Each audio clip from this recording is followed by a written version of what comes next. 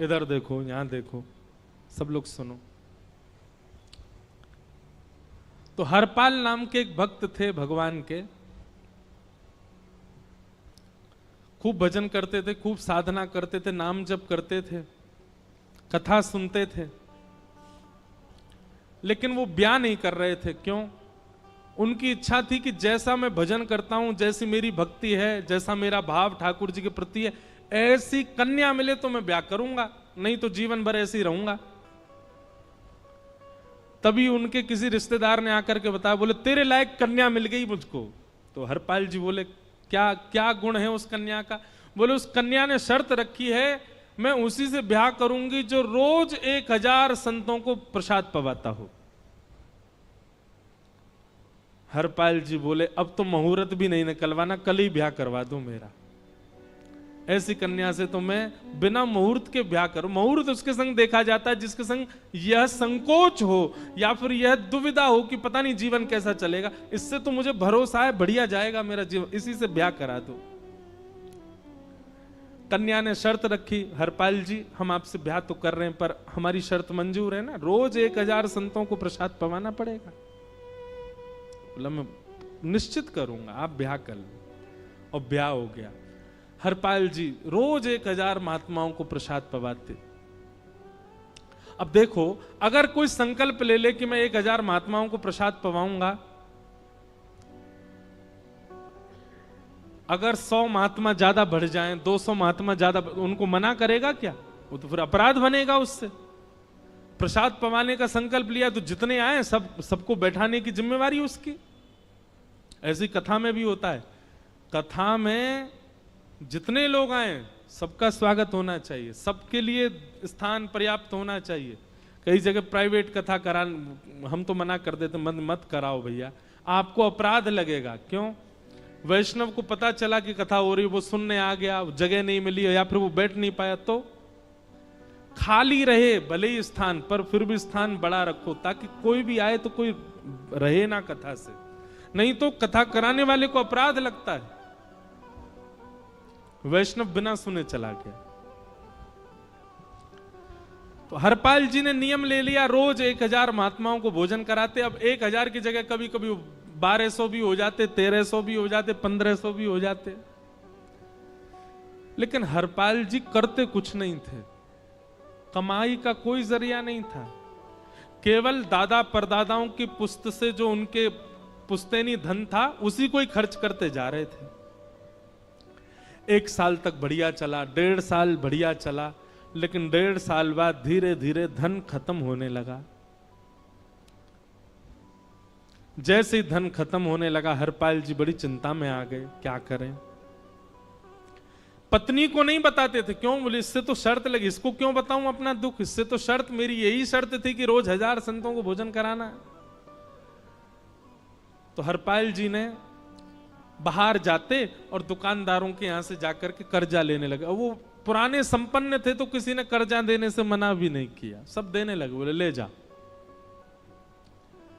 इतना कर्जा कर लिया, 6-7 महीने तक कर्जे में भी उनके संत सेवा बंद नहीं हुई।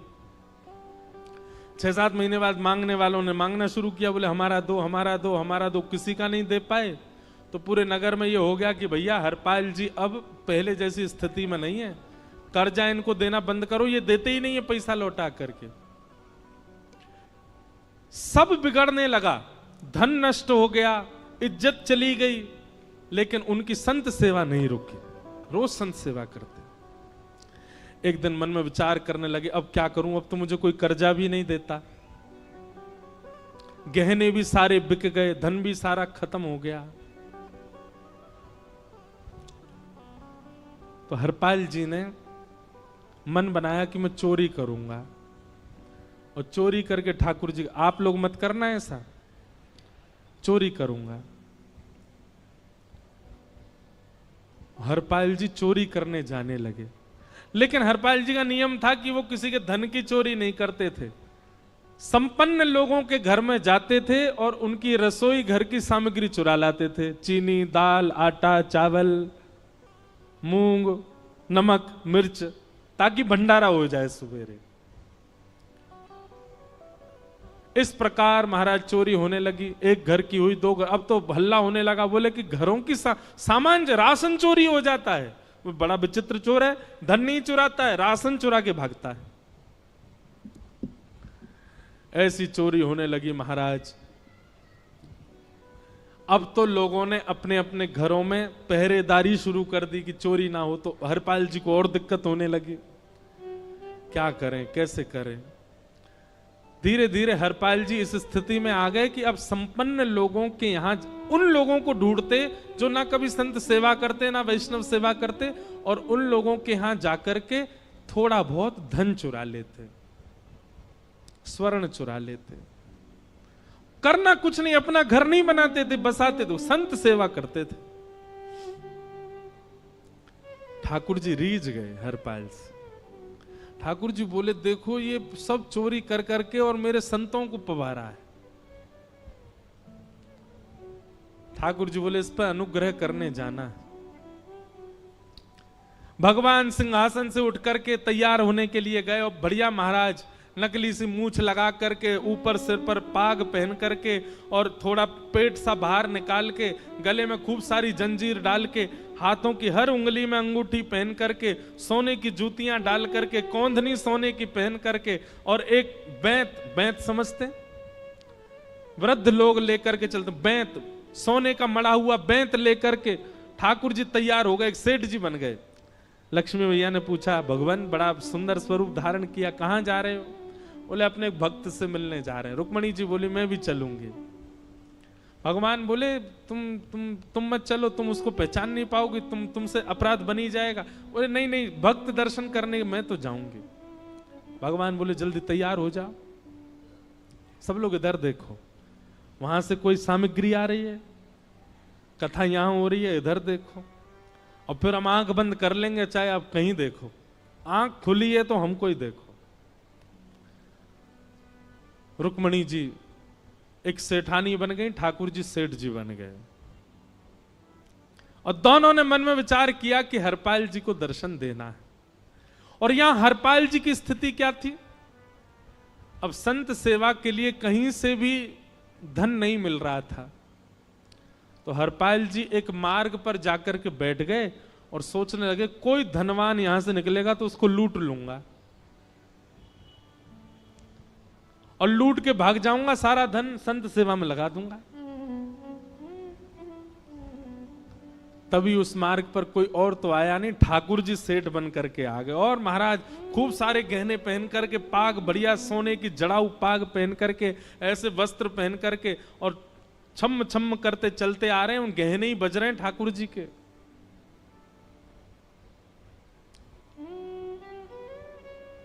हरपाल जी ने जैसे नेत्र खोल करके देखा, ठाकुर जी के रूप यौवन और सबरी उनके श्रृंगार को देख करके हरपाल जी बोले, ये तो एक आध साल के भंडारे की व्यवस्था आ रही है सामने से। इतने में ही सेठानी जी, रुक्मणी जी भी आई, उनको ओहो, ये तो कम से कम 5-10 साल की व्यवस्था आ रही है। अगर ये दोनों लूट लिए जाएं तो 10 साल चोरी नहीं करनी पड़ेगी। देखो कितना धन संपन्न। हरपाल जी के बगल में जैसे ही ठाकुर जी पहुंचे, हरपाल जी बोले, भैया जय श्री कृष्ण, प्रणाम। ठाकुर जी तो नाराज हो गए, क्या भगवान का नाम बोलता है सुबह सुबह? तुम सब लोग बड़े पाखंडी हो, ढोंगी हो, और हमने सुना इस गांव में एक रहता है, वो चोरी डकैती करता है, और फिर कहते हैं संत सेवा करता है। ऐसी काय बात की चोरी भैया? करता तो चोरी है, भली उससे भली संत सेवा करता हो। नाम उसका हरपाल है, हम सब जानते हैं। भगवान का नाम मत लो हमारे सामने। हरपाल जी समझ गए, वो तो बिल्कुल भगवत विमुख है, इसकी तो एक अंगूठी भी नहीं छोड़नी मुझको, इसका तो सब लेके जाऊंगा। अगर ये बदले में जय श्री कृष्णा बोलता तो एक आध गहना छोड़ देता है इसका में, पर ये तो इतना बिखर रहा है भगवान का नाम सुन के, इसका कुछ नहीं छोड़ूंगा, सब ले जाऊंगा।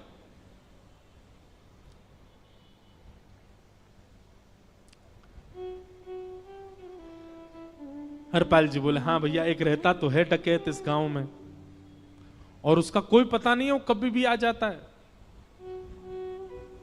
लेकिन एक मार्ग जंगल में होकर के है, उसमें गांव में नहीं जाना पड़ता। जंगल से गुप्त चुप निकल करके पूरे गांव पार हो जाएंगे, आप शहर पहुंच जाओगे।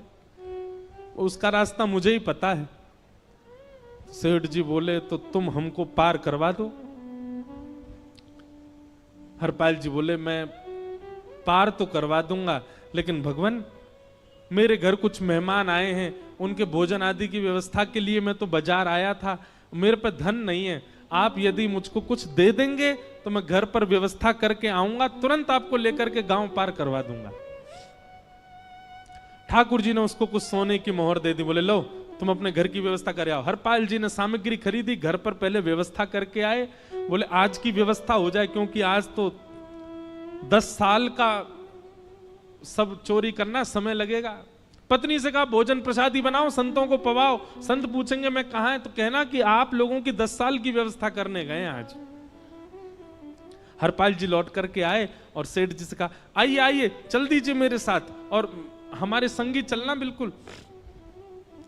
ठाकुर जी रुक्मणी जी चलने लगे। जैसे ही विहंगम जंगल में पहुंचे, भयंकर भयावह जंगल, बीच जंगल में जैसे ही पहुंचे, हरपाल ने पीछे मुड़ करके देखा, दोनों चले आ रहे हैं। तुरंत महाराज वो तो अपने रूप में आ गया, शेर की तरह गर्जना करने लगा, अपनी लाठी धर दी सामने और अपने सिर का स्वाफा निकाल करके सामने बिछा दिया। भगवान जो सेठ जी के रूप में आया, भगवान बोले भैया ये क्या कर रहे हो? बोले मैं ही हरपाल हूं। सारे सामग्री निकालो, डाल दो यहां पे, एक चीज भी मत छोड़ना, नहीं तो तुम जानते नहीं हो तुम्हारा क्या करूंगा। ठाकुर जी तो थर थर कांपने लगे। रुक्मणी जी बोली देखो कैसा नाटक कर रहे हैं। रावण के आगे नहीं डरे थे, कुंभकर्ण के आगे नहीं डरे, हिरण्यकश्यप के आगे नहीं डरे, और वो हरपाल के आगे ऐसे कांप रहे हैं। भगवान तो मन की सब समझ जाते हैं, कौन ही मारने, वो तुम भी कांपो क्यों? बोले भक्त है भैया, ये हमारो भक्त है। अनुब्रजाम में हम नित्यम पूये ये तन्य रेणु भी, इसने हमारे लिए सब गवा दिया, हमारे वैष्णव संतों के लिए सब लुटा दिया, इसके आगे भयभीत होने में कोई लज्जा नहीं। लक्ष्मी नारायण दोनों कांप रहे हैं और हरपाल कह रहा सब निकालो। ए सेठानी जी कान के कुंडल उतारो। कान कुंडल उतार दिए, नाक की नथनी उतार दी, सब उतार उतार के धर दिए, हाथों के सब कड़ूला आदि भी धर दिए। भगवान ने भी अपने सब उतार। बोले बैंत कहां लेके जा रहे, उसको भी धर दो। बोले अरे भैया बुढ़ापे की लाठी, हम गिर जाएंगे। बोले कुछ नहीं गिरोगे, धर दो इसको। जीवन में कभी राम ना, जय श्री कृष्ण बोलने पे चिल्ला रहे थे मुझ पे, रखो इसको यहां पे। सारा धर दिया। बोले बहुत बढ़िया हो गया, अब 10 साल की व्यवस्था हो गई। इतने में भगवान की कनिष्ठ उंगली में एक अंगूठी थी। हरपाल बोला ये कहां बचा के ले जा रहे हो, उसको दो। बोले अरे भैया ये तो बहुत बचपन की हमारी अंगूठी है और ये आज तक हमारी निकली नहीं है और ये निकल ही नहीं पाएगी, इसको बाहर हम निकाल ही नहीं सकते, इसको तो रहने दो हमारे पास।